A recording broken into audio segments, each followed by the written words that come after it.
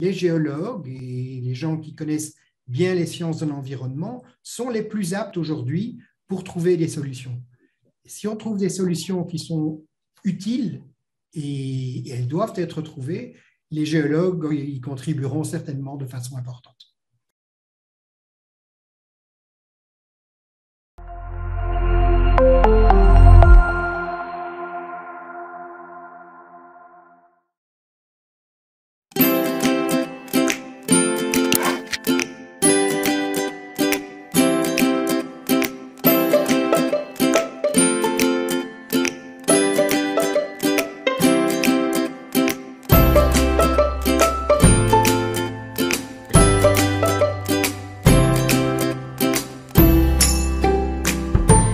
Bonjour tout le monde, je suis très Bonjour. heureux aujourd'hui d'avoir avec moi un invité extraordinaire qui nous vient tout droit de Belgique, Monsieur Philippe Claes, qui est un géologue, il travaille sur l'évolution, l'effet des astéroïdes et des comètes sur la biosphère, le changement climatique. Il a même été une fois, je pense, ou plusieurs fois, même en Tunisie, il y a quelques années, d'après ce que m'a raconté un de ses vieux amis, Dr Kamoun. Mais pour nous mettre un peu, pour nous donner plus de lumière sur son parcours et sur sa personne, il va essayer de s'introduire lui-même, Dr Philippe Claes, au professeur, pardon, Philippe Claes, pour les gens qui ne te connaissent pas.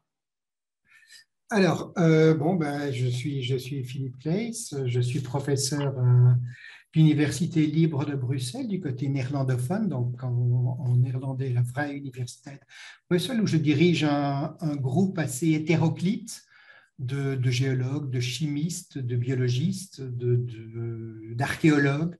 Et en fait, ce groupe s'appelle en anglais Analytical Environmental and Geochemistry. Et en fait, on essaye à l'aide d'instruments scientifiques, de spectromètres de masse, d'instruments analytiques, de comprendre l'évolution de la Terre depuis sa formation avec les météorites jusqu'à, par exemple, l'extinction des dinosaures, qui est ce que j'ai fait le plus, qui était un peu le début de ma carrière scientifique, jusqu'à maintenant l'évolution humaine. On essaye de reconstruire les pratiques de migration et la façon de se nourrir Et du coup, de nos ancêtres. Voilà. comme vous Et l'avez dit vous-même, ça nécessite une équipe multidisciplinaire. on est très multidisciplinaire. Moi, je suis géologue de formation, mais je suis maintenant dans un département de chimie. Donc, nous, on est on doit être entre 60 et 70 personnes, plusieurs professeurs, beaucoup de chercheurs en postdoc, beaucoup de chercheurs en PhD. Et en fait, c'est vraiment un concours de circonstances qui m'a amené là, parce que moi, j'ai commencé mes études en géologie ici à Bruxelles. Je ne savais pas trop quoi faire. Je n'étais pas trop mauvais à l'école. Je ne devais pas trop travailler pour avoir de bons résultats. Donc, je me suis dit, ben, continuons dans les sciences. Alors, j'étais tenté par la chimie, la biologie, mais ça me semblait très, comment dirais-je, j'ai l'impression qu'on restait derrière un laboratoire, qu'on ne voyageait pas beaucoup. Et puis, j'ai vu que la géologie, ça avait apparemment la permission de voyager beaucoup, d'aller de par le monde. C'était une idée d'un gamin de 17 ans. Hein, donc, voilà, donc j'ai fait ça. Et je me suis pas trop mal débrouillé. Et après mes études en Belgique, je suis parti aux États-Unis, à l'Université de Californie à Davis, où j'ai fait un master et un PhD. Et je me suis vraiment tellement bien amusé. J'ai bien aimé faire de la recherche. J'ai trouvé que on me foutait une paix royale, je vais dire, tant que j'avançais, que je progressais, que j'arrivais avec des questions intéressantes et des réponses qui semblaient répondre aux questions. On me laissait faire ce que j'avais envie, ce qui était bien. Je pouvais travailler quand je le désirais, aux heures où je désirais, les jours que je le désirais. Je pouvais utiliser plein de techniques sophistiquées d'analyse avec laquelle j'aimais bien travailler. Okay. Et voilà, donc ça s'est très bien passé. Et après un PhD, je me suis dit, ben voilà, c'était super. Je je me suis marré comme un petit fou ces 4 dernières années. On va essayer de continuer. Donc, j'ai fait un postdoc d'abord à UCLA. Oui. Bon, ça fait un bout de temps, donc à Los Angeles. Bon, ça s'est toujours très bien passé. Puis j'ai passé quelques années à Berkeley. Et là aussi, très chouette. Et ça, c'était vraiment donc, ma thèse de doctorat et mes 2 premiers postdocs. C'était vraiment sur l'extinction des dinosaures. Donc, il y a 66 millions d'années, une météorite de 10 à 12 km de diamètre qui arrive avec une vitesse folle, 20 km par seconde. Probablement qu'elle avait une origine quelque part entre la planète Mars et Jupiter. Elle arrive, elle impacte la Terre avec énormément d'énergie. J'ai une Quelque question. chose. Oui, allez-y, allez-y. Parce que je sais que pendant longtemps, on a cherché l'impact de cet astéroïde. Et du coup, est-ce qu'on l'a trouvé finalement? Oui, oui, ben en fait, c'était ça ma thèse de doctorat. Ma thèse était en grande partie l'identification du cratère de Chicxulub au large du Yucatan, à moitié onshore au Yucatan, à moitié offshore. Maintenant enseveli sous à peu près 1 kilomètre de sédiments plus récents, parce que c'était quand même les dinosaures il y a 66 millions d'années, donc c'est pas récent. Et une grande partie de ma thèse a été de contribuer à identifier, sur base de certains indices qu'on avait trouvés dans la région du golfe du Mexique, que ce cratère était bien du même âge que l'extinction en masse des dinosaures et qu'il était assez grand, 200 km de diamètre sans doute, pour être capable de créer des conditions, de créer une perturbation du système Terre. Donc, en fait, imaginez un projectile qui arrive à toute vitesse, Oui. 20-30 km par seconde, une énergie relâchée par la collision qui est de une bombe atomique style Hiroshima par habitant de la planète aujourd'hui. Donc, ça fait beaucoup, beaucoup d'énergie. Ça va excaver un cratère qui va faire, donc j'ai dit la météorite faisait 10 km, qui va faire probablement 20 km de profondeur. Ça va ouvrir une énorme cavité dans le sol, ça va vaporiser le projectile, une grande partie de la surface terrestre à l'endroit de l'impact. Ça va créer une perturbation de l'atmosphère. Il y a des poussières, du CO2, des composés sulfurés qui sont injectés dans l'atmosphère. Ça va provoquer un refroidissement, ça va obscurcir l'atmosphère complètement. On ne voit plus rien, enfin les dinosaures ne voyaient plus rien. Ça va les refroidir, ça va refroidir l'atmosphère, ça va couper la photosynthèse et ça va faire en sorte qu'il n'y a plus de T-Rex, mais il y a encore nos ancêtres, les mammifères, qui eux étaient des petits animaux nocturnes qui avaient la chance, après l'impact. Pardon? Ils ont trouvé la niche pour survivre et du coup pour se... Et oui, et ils ont surtout pu survivre parce qu'il y avait plein de T-Rex et de Triceratops qui étaient morts autour d'eux. Et donc, ils avaient plein à manger et après ça, ils ont évolué jusqu'à nous. Voilà. Donc ça a été vraiment ma recherche pour commencer.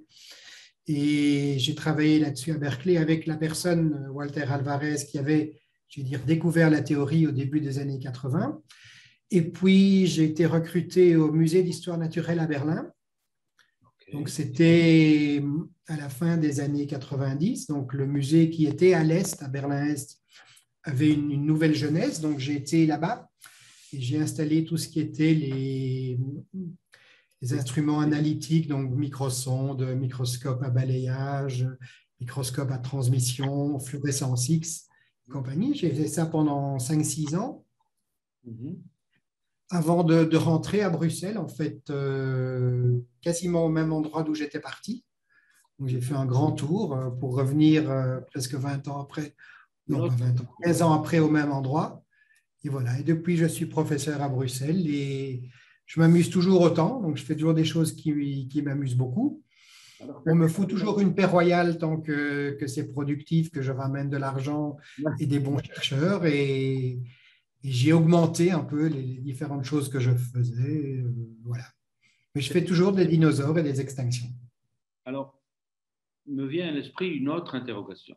Parce que là, vous avez, on va dire, you crossed the sea, donc vous avez traversé l'océan à 2 fois. Donc, vous êtes parti d'un environnement, on va dire, européen, vous êtes parti en Amérique, et puis vous êtes rentré dans un autre environnement, on va dire, l'Est, pour revenir un environnement. Donc, cette peut-être différence de méthodologie, cette différence d'environnement de travail, est-ce qu'il y a déjà une différence? Il y a des grosses différences. Dans les années 80, je crois que pour la recherche et les gens qui avaient envie de faire des choses un peu différentes, il fallait aller aux États-Unis. Les États-Unis étaient extraordinaires. Moi, j'ai été accueilli à bras ouverts, ça s'est très bien passé. J'ai jamais eu la moindre discrimination ou quoi que ce soit. J'étais très, très bien reçu. J'ai eu tous les moyens, toutes les chances possibles de bien pouvoir fonctionner. Et ça s'est très, très bien passé. L'esprit était vraiment ouvert, la collaboration excellente, tout était possible. Il y avait beaucoup d'argent disponible. Mhm. À Berlin, c'était très bien aussi, je dois dire. Le musée était il y avait une nouvelle jeunesse. Donc là aussi, il y avait pas mal d'argent disponible. Il y avait les moyens d'engager des jeunes chercheurs. C'était très agréable. Je trouvais la différence, c'était que l'Allemagne avait beaucoup plus une structure hiérarchique, surtout à ce moment-là, c'est quand même il y a 20 ans, il y a plus de 20 ans, que je n'avais pas connu aux États-Unis, mais bon, c'était bien. Comme je n'étais pas tout en bas de la pyramide, ça allait. Après, je suis rentré à Bruxelles où j'ai un peu pu créer le groupe que je voulais. Donc, c'est un groupe où il n'y a certainement pas beaucoup de hiérarchie et où tout le monde est assez friendly, je vais dire, où tout le monde se connaît bien, les gens échangent des informations, travaillent ensemble, et voilà. Donc, moi, j'ai vu plusieurs systèmes différents. Les États-Unis avaient à l'époque je ne sais pas si c'est encore le cas maintenant, peut-être que ça a changé un peu, mais ils avaient une très grande flexibilité qu'on a toujours du mal à avoir en Europe. En Europe, on est très cadré, parfois c'est très difficile de faire bouger les choses, bien que beaucoup de choses aient bougé entre mon départ et mon retour, ça c'est certain. Il y a maintenant en Europe beaucoup d'opportunités, je dois dire, il y a beaucoup d'aides. Moi, j'en ai pas bénéficié, parce que quand je suis rentré, j'étais déjà trop vieux, mais il y a beaucoup d'aides aux jeunes chercheurs, il y a des financements de niveau européen, il y a moyen de voyager énormément. Je crois que de mon temps, c'était plus facile d'aller aux États-Unis que d'aller, par exemple, en France ou en Allemagne. C'était une impression. Bon, je ne l'ai pas vraiment fait, donc je ne peux pas en parler. Mais voilà. Donc oui, il y a des différences, mais je crois que quelqu'un qui est enthousiaste avec ce qu'il fait et qui veut avancer peut facilement s'adapter. Et je crois que dans chaque environnement, il y a du bon et parfois du un peu moins bon. Du coup, je rebondis sur ce mot-clé, l'enthousiasme et le fait que vous dirigez vous-même, euh, vous avez créé une équipe que vous dirigez. Donc, vous avez choisi là aussi de répondre à une question que vous vous êtes posée.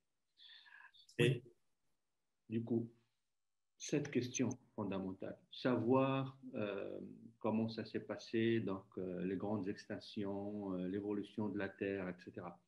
Est-ce que vous pensez que, d'un point de vue purement philosophique, est-ce que ça sert à quelque chose de nos jours, de connaître quand est-ce que les dinosaures sont tous morts, de connaître ou de savoir l'évolution géologique de la Terre, tout ça? Est-ce que ça a vraiment un intérêt? Pour moi, c'est important. Oui. Moi, ça m'intéresse. Ce sont des questions que je me pose. Et en fait, on fait souvent de l'outreach. On va discuter dans les écoles, on organise des séminaires. C'est toujours assez rempli. Donc, je crois que ça intéresse les gens de savoir d'où on vient, comment s'est formée la Terre, comment elle a évolué. Les enfants, les adolescents sont souvent fascinés par les dinosaures et ils en connaissent parfois autant que certains professionnels.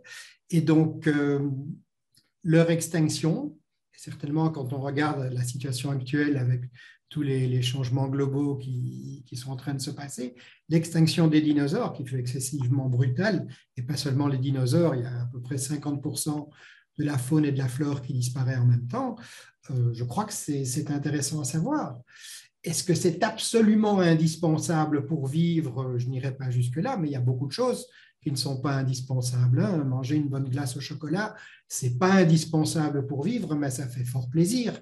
Boire un petit café, comme je viens de le faire avant de débuter cette conversation, ça fait fort plaisir aussi, mais ce n'est pas indispensable. On peut vivre d'eau fraîche. Voilà. Donc, moi, je trouve que oui, c'est important. C'est important de savoir d'où on vient. C'est important de savoir comment la planète évolue. C'est important de savoir qu'il y a eu des organismes qui ont dominé cette planète avant nous pour beaucoup plus longtemps, parce que les dinosaures ont dominé la Terre pendant à peu près 125 millions d'années, ce qui nous fait quand même nous sentir très humbles, vu que Lucie, notre arrière-arrière-arrière-grand-mère, elle date d'à peu près 3,2 millions d'années. Hein, donc voilà, donc je vais dire que oui, c'est intéressant et c'est une bonne chose. Et si on aime ce qu'on fait, ben, ça paraît très chouette. Et on ne voit pas le temps passer. Absolument. Du coup, là aussi, une autre question qui me vient, vu les choses qu'on regarde à la télé, est-ce qu'il y a un rapprochement entre ce que vous faites en termes d'évolution de la Terre, évolution géologique de la Terre, et ce que on essaie de regarder dans les étoiles, la Lune par exemple, ou sur Mars? Est-ce qu'il y a des similitudes? Est-ce qu'il y a des... Oui, il y a de nombreuses similitudes. En fait, bon, on travaille aussi beaucoup dans mon groupe sur les cratères d'impact. Donc, pas seulement ceux qui tuent les dinosaures, mais ces énormes processus géologiques, en fait, qu'on ne voit pas bien sur la Terre, parce que sur Terre, ils sont souvent cachés. Mais dès qu'on regarde sur la Lune, prenez n'importe quelle image de la Lune, il y a Google Moon ou Google Mars, vous allez voir qu'ils sont les deux planètes qui ont très peu d'activité géologique, pas de tectonique, pas de sédimentation, pas d'érosion. On voit tous ces cratères visibles, donc oui, c'est très intéressant. Et comme aujourd'hui, la plupart des rovers qu'on fait atterrir sur Mars, on les fait atterrir dans des cratères parce qu'ils sont les endroits, comme on a excavé une partie de la croûte martienne, pas terrestre, martienne, on voit très très bien certaines couches. Dans les cratères, on a aussi la formation de vallées. Donc, c'est les endroits pour dire oui, il y a eu de l'eau sur Mars. Est-ce que ce sont des pulses? Est-ce que ce sont, par exemple, des calottes glaciaires qui fondent brutalement et qui érodent et qui forment ces chenaux de marée, ces chenaux qu'on voit? C'est difficile à dire, mais il y a beaucoup de choses à apprendre par les cratères. Et oui, sur la Lune aussi. La Lune, c'est quasiment qu'un cratère, hein, si vous regardez. Cratères, extinction, ou extinction des dinosaures, donc de 50% de la flore et de la faune, etc. Et ça me ramène, quand j'ai papoté avec Dr Kamoun, il m'a dit que du coup, vous étiez en Tunisie, justement, il y a quelques années. Et du coup, pour peut-être finir cette petite interview sympathique, je suis très curieux de savoir où vous y étiez, qu'est-ce que vous aviez fait, etc., etc. Eh ben, tous mes copains tunisiens, parce qu'il y a bien sûr Sofiane Kamoun, mais il y en a quelques autres, se moquaient bien de moi parce que je suis venu en Tunisie, bon, passer du temps à Tunis, à Sidi Bou Saïd, la Marsa et compagnie, mais je suis venu en Tunisie essentiellement pour aller au Kef, à El Kef, Ah, ok, ok. dans ce petit village où, en fait, ouais, il y a en fait la limite entre ce qu'on appelle le Crétacé et le Tertiaire, le Crétacé et le Cénozoïque, qui est l'endroit où la limite stratigraphique de l'extinction des dinosaures. Et là, au milieu de la Tunisie, on retrouve les particules qui ont été éjectées du cratère qui est au Mexique, donc ça s'appelle le cratère de Chicxulub. Il y a eu des particules qui sont parties dans l'atmosphère, qui sont restées en suspension, puis elles sont tombées. Et un des meilleurs endroits pour les étudier, eh ben, c'est El Kef en Tunisie. Donc, j'ai été plusieurs fois et j'ai dans mon laboratoire, ici derrière, des échantillons tunisiens qui viennent de là. Voilà. Donc, la boucle est bouclée, je vais dire. On dormira moins bête quand on regardera ce programme, de savoir que à El Kef, nous avons du coup Vous avez sans doute la meilleure, ce qu'on appelle la meilleure limite Crétacé-Tertiaire ou Crétacé-Paléocène au monde, une des meilleures certainement, et que c'est là qu'on peut le mieux étudier en fait les sédiments avant l'impact et les sédiments après l'impact, exactement ce qui se passe dans un petit niveau de 2 à 3 cm qui marque ce moment absolument important et crucial dans l'évolution de la planète où les dinosaures ont disparu suite à l'impact de cette météorite. Donc, si vous passez dans la région, pensez-y. Pensez-y. OK. Alors, là aussi, un dernier mot, peut-être, ou un dernier message pour les jeunes, pour les enfants, pour les étudiants qui vont nous regarder, qui nous regardent, et qui sont du coup intéressés par l'étude de sol, l'étude de comment les choses se sont passées, etc. Qu'est-ce que vous pouvez leur dire? Est-ce que c'est un métier ou est-ce que c'est un hobby ou est-ce que c'est les deux ou est-ce que allez-y, foncez dans... Je fonce. Pour moi, c'est pas un métier parce que un métier, j'ai toujours eu l'impression que c'était un truc qu'on faisait un peu contraint et forcé. Donc, pour moi, c'est vraiment quelque chose qui m'amuse énormément. Et le fait que je sois payé pour le faire, c'est encore beaucoup mieux. Bien sûr, c'est indispensable, mais je crois que pour les jeunes, se diriger vers tout ce qui est géologie, environnement est très important parce on parle beaucoup, bon, je parlais des dinosaures, c'était il y a longtemps, mais on parle beaucoup des changements climatiques aujourd'hui et beaucoup de gens se disent ah, il faut changer, il faut faire quelque chose, mais ce n'est pas en faisant des sciences politiques uniquement ou juridiques ou sociales qu'on va arriver à une solution. Si on veut vraiment s'adapter aux changements qui sont en train de se passer, tant de CO2 dans l'atmosphère, cette augmentation constante, possibilité d'élévation du niveau marin, il faut qu'on ait des gens qui comprennent ces processus et qui comprennent comment fonctionne la Terre complètement, donc les processus géologiques et biologiques, parce que les deux sont impactés. Maintenant, je vais dire que la Terre elle-même, d'un point de vue purement géologique, plus ou moins de CO2, ça n'a pas beaucoup d'effet. Les dinosaures vivaient dans un monde où il y avait à peu près 8 fois plus de CO2 qu'aujourd'hui. Et ils n'avaient pas de 4x4, ils ne roulaient pas du pétrole et compagnie. Donc, une Terre riche en CO2, avec une atmosphère riche en CO2, c'est tout à fait possible. Le problème, c'est que notre société est beaucoup moins solide et beaucoup moins capable de résister à la montée des mers, à des environnements beaucoup plus chauds, à des changements, des ouragans, des inondations et compagnie. Donc, il faut des gens entraînés, il faut des gens qui comprennent comment la Terre fonctionne dans son entièreté, dans ses mécanismes complexes, les changements qui se passent très lentement. Tout le monde pense à la tectonique des plaques. C'est vrai que ça dure très longtemps pour deux plaques qu'elles se séparent ou qu'elles reviennent ensemble, mais il y a aussi des changements rapides. Et les changements rapides, les géologues et les gens qui connaissent bien les sciences de l'environnement sont les plus aptes aujourd'hui pour trouver des solutions. Et si on trouve des solutions qui sont utiles et elles doivent être trouvées, les géologues y contribueront certainement de façon importante. D'où l'intérêt de la science en général. D'où l'intérêt de la science et d'étudier les sciences. Et je crois que si on est motivé et si on est prêt à travailler dur, il y aura du boulot, il y aura de plus en plus de boulot dans ces domaines-là, dans l'académique, mais probablement aussi dans de nombreuses sociétés qui vont commencer à prendre très au sérieux les changements climatiques et la façon surtout de s'y adapter. Parce que les changements climatiques, ils se passent, c'est notre adaptation qui est surtout en retard.